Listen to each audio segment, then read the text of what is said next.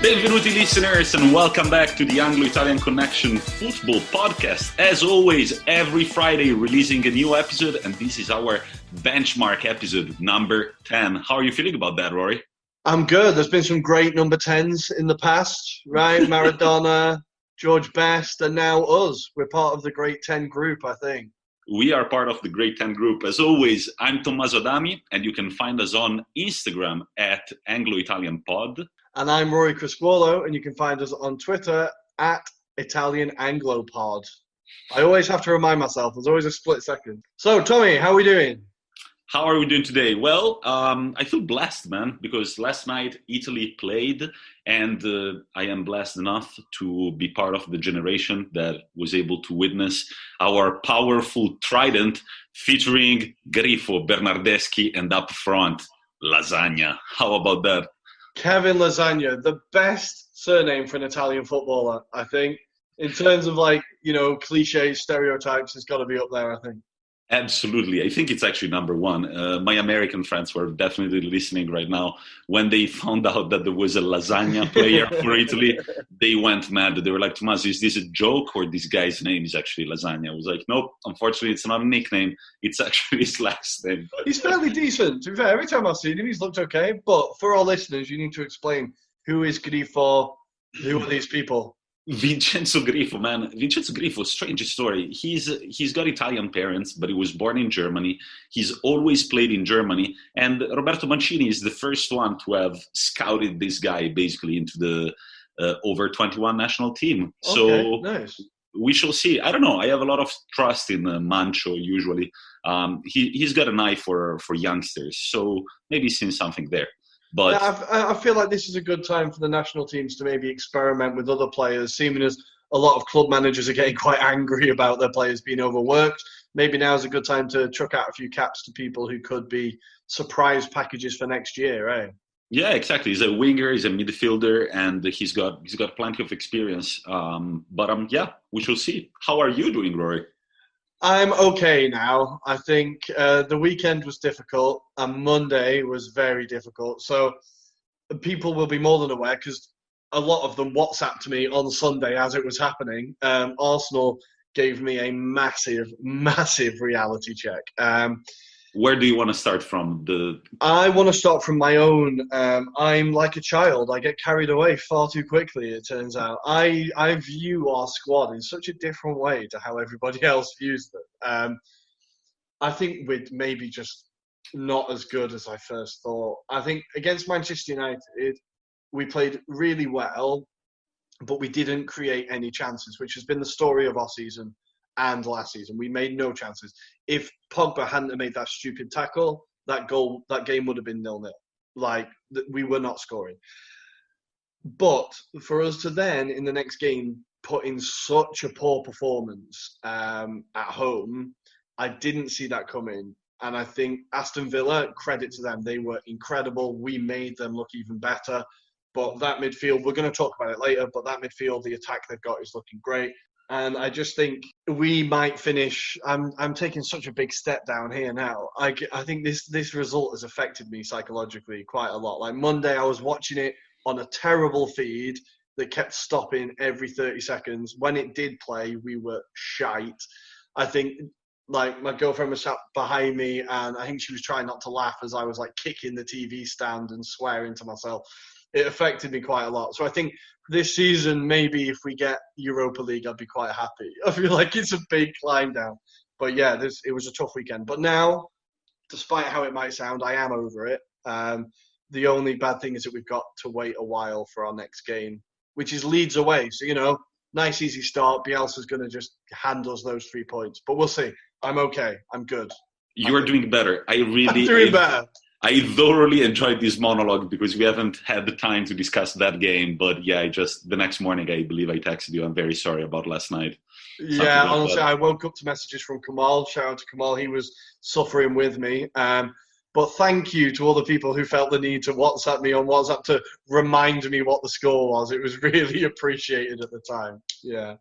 So I think we're all set to start with our Euro review, aren't we? We are. I'm ready. I'm ready. Let's do it. Welcome, listeners, to the Euro Review. So it's that time of the week again, and we are at a kind of particular stage of the season. We have a natural break. I think some would say an unnecessary international break, given the current global circumstances. But anyway, here we are.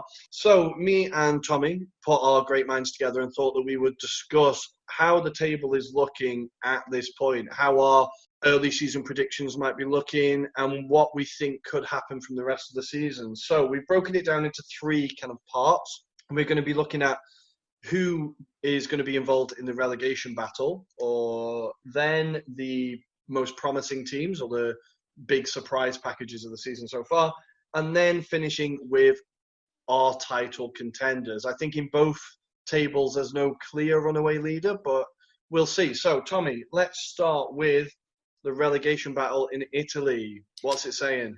So the relegation battle in Italy is usually a fight between the teams that have just been promoted from Serie B. And yeah, here and there you've got a historical Serie A side that will also be fighting for survival in the top flight. But this year, after 7 games, it looks like teams like Spezia and Spezia and Benevento are slightly giggling at the situation, because there are Serie A teams, historical Serie A teams, that are in worse waters than them. And I'm namely talking about Torino and Genoa and Udinese. Crotone are the only team in Serie A this year who haven't collected a single win, and they are looking bad. I'm very sorry for our friend Zane. Yeah, you don't really want to bring it up, eh? Yeah, but yeah, we will. Well, one of our good friends who plays fantasy football with us, he's a Crotone player. His name is Nicolò Zanellato. We are trying to have him on the show. We'll keep you updated. But yeah, we're very sorry for him. Crotone are not looking good at the moment. Udinese, what can I say about Udinese? Udinese are a team that has been in Serie A for a long time, never relegated. But this year, it really feels like I'm very surprised that Rodrigo De Paul is actually still playing for Udinese, and no big teams have come in with the swoop. Well, I remember, like, when I think of Udinese, I think of that team they had with, like, Quinta, Sanchez. They were amazing.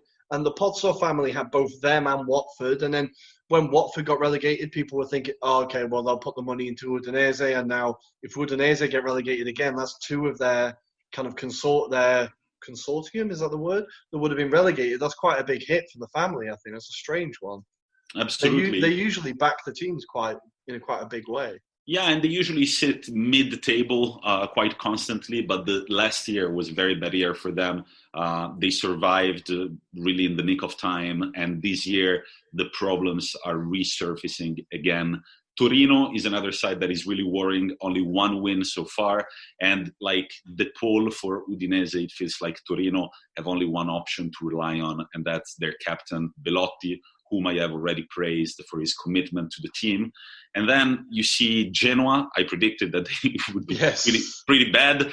So they won a game only to make me feel like I was wrong. And then that was the only game they have won thus far. And the La Spezia, quite a surprise. 2 wins, 2 draws, 3 losses. They're sitting currently 13th with 8 points, which is a nice bottino. We call it a nice booty, for the beginning of the season.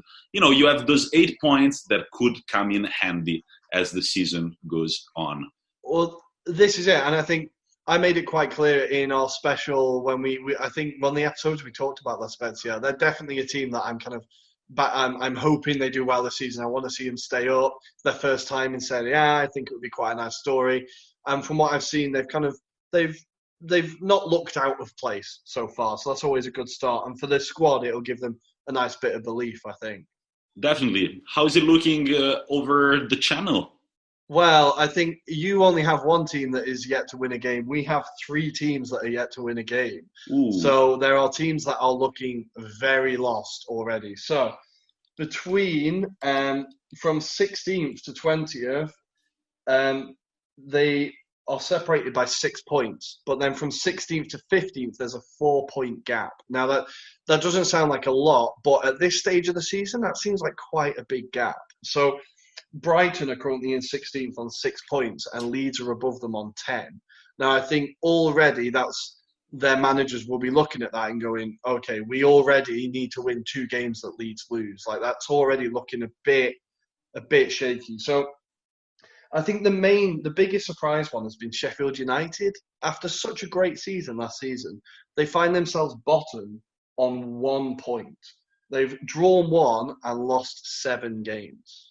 Which is a shame for a team with such a fucking cool logo. Isn't it the best Right? logo in top flight football? What is it, a skull with like 2 swords? It's beautiful, it's man. the white rose with 2 swords. Yeah, you're right. I never really thought that. It is a cool badge. Yeah.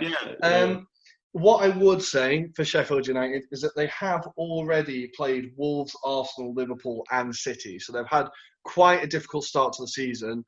But when you look at the table and you look at 1 point, it doesn't look great. The other teams around there are Burnley, who have been steady in the Premier League for a good couple of years now, but maybe things are starting to fall apart there.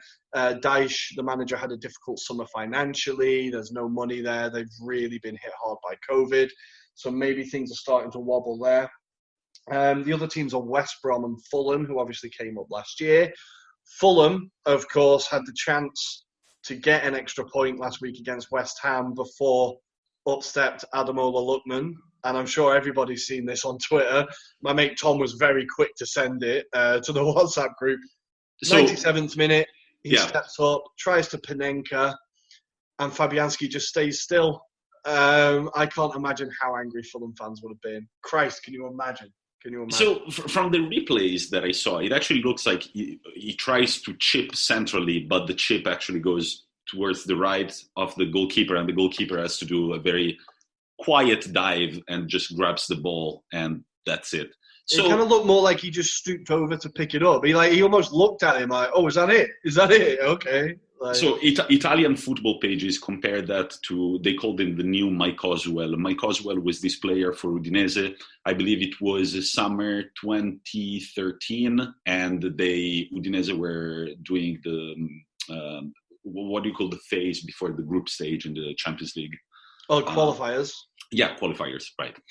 They were doing Champions League qualifiers, and they went to penalties against another team. This guy, Mike Oswell, he had the decisive penalty. Was he to score, they would advance to the Champions League, and they tried to chip the goalkeeper. The goalkeeper didn't flinch. He just grabbed the ball, and that was it for Udinese.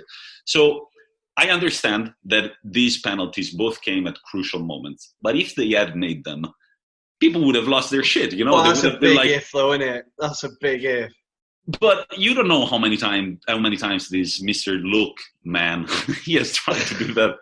It's like there's an English saying: "If my auntie had balls, she'd be my uncle." Kind of thing. You know what I mean? It's a big if.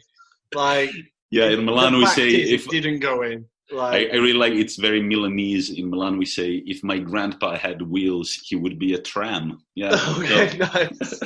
Exactly. But I don't know. There was a lot of controversy about this penalty. I just think that, what about Zidane in the World Cup final in 2006? No, that was lucky. Yeah, that was very lucky. He tried to chip Buffon, hit the crossbar, and the ball went in, but by a half meter, and it was risky still.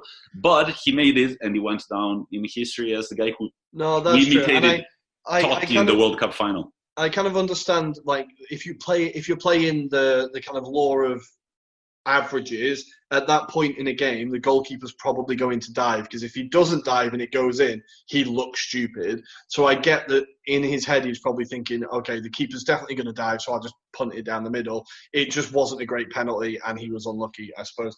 But anyway, that means that Fulham are now on 4 points, won 1, drawn 1, and lost 6. They just look a bit lost. Fulham defensively not great. They've already conceded 15 goals in 8 games. It's just not looking great.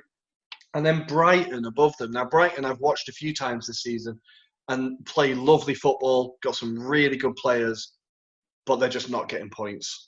So all these teams just look a bit lost at the moment. I think Sheffield United will probably get their way out of it. I think they've got enough. I just worry that maybe teams have kind of figured them out. They play a very specific system, and maybe teams have figured them out. But I think Sheffield United should have enough to get out of it. So I'm hoping for you, Pete. If you're listening, don't top yourself yet. You'll be all right. So, Tommy, moving on. Who are the surprise packages from Serie A?